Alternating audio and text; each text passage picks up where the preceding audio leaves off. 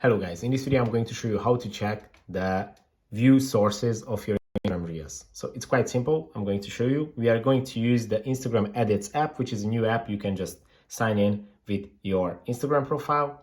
And this is what you're going to see. This is my profile. And here on the bottom right corner of the screen, you can select this tab, which is going to show you the stats of your profile. These are some generic stats about your profile in general.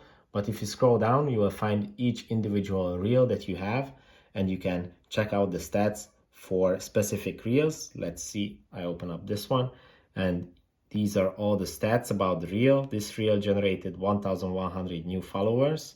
And if you scroll below that, you can see the top sources of this reel. As you can see, we have 50%, 54% feed, reels tab, stories, explore, profile, others, and search.